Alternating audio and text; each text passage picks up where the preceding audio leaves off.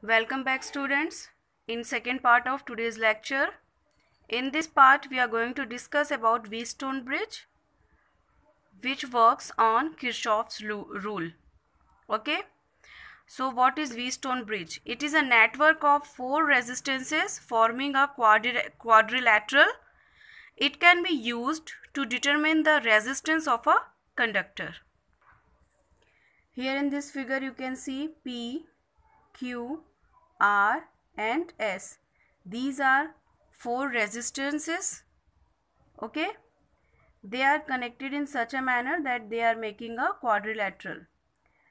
Resistance P and R, P, R, Q and S, they all are connected in series. Okay, P and R is having one common point A, which is connected to the positive terminal of a battery. Q and S have a common point C, which is connected to negative end of a battery. Okay, then these 2 points B and D, here we connect one sensitive galvanometer. Okay, so this is the arrangement of Wheatstone bridge. Here you can see one key 1 is there. When the key is closed, the circuit is working and the current will flow from point A to point C. Okay, so this is the positive terminal of the battery and here is the current I1. When current I1 reaches at point A, here you can see it is splitted up in 2 parts. One part goes from P, other part goes from R. Okay, so suppose current I1 is passing through P, the same amount of current will pass through Q. At point C, when current I1 comes here, okay, here also you can see, okay, current I1 is passing through P and Q. And see, total current is I, where I1 is passing through P. So how much current will be left for this resistance? I minus I1. Okay, I1 is passing through P, so I1 is reduced from I. So current which is passing through R is I minus I1. The same current pass through S also. When current I minus I1 and current I1, they all meet here. Okay, and together combine and become current I. Is it clear, students? Current I is coming at point A. Here at A, current I1 is passing through P. So how much amount of current is left for R? I minus I1, because I1 is passing through here. Then this same amount of current is passing through Q and this much same amount of current is passing through S. Again both the currents are meeting at point C and become I. So like this the current is passing through all these 4 resistances.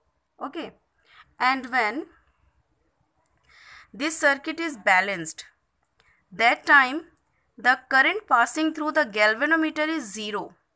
Okay, so when the circuit is balanced, that means one condition is there which I will explain you. In that particular condition, the galvanometer will show no deflection. So when the reading in galvanometer is 0, that time we can say that the circuit is balanced. Okay, and here you can see this is the condition of balanced Wheatstone bridge. Here P upon Q equals to R upon S. The ratio of P and Q is equals to the ratio of R and S. So let's again see where is P and Q. This is P, this is Q. So ratio of P and Q is equals to ratio of R and S. So when the ratio of these two is equals to the ratio of these two, that time the reading in the galvanometer will be 0. Okay.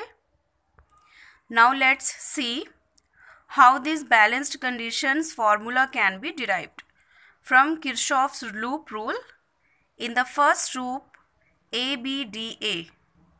In this loop A, B, D, A, I1 into P will be the voltage here through P. And what is the amount of voltage through R? It will be I minus I1 into R. Okay. And we are taking this as positive. So here you can see the direction of current, and this direction, they both are opposite. We take this as positive, so this will be negative. Okay. So we got this equation from first loop, or by rearranging that we get this equation. I1P equals to I minus I1R. Again in second loop, that is B, C, D, B. In this you can see the voltage across Q is I1Q and across S is I minus I1 into S. Then here also see the direction of both the currents are different. One is going in this direction, one is going in this direction. So both are having different directions. So one is positive, one is negative. So we got this formula, and by solving this formula we got this equation. When we divide both the equations, equation number 2.40 and 2.41, here I1 and I1 will cancel. I minus I1 will cancel. So we have P upon Q equals to R upon S. And this condition is called the balanced condition of Wheatstone bridge. So this is it for today's lecture. In next lecture, we will study about the application of Wheatstone bridge. So students, Wheatstone bridge itself is an application of Kirchhoff's rule.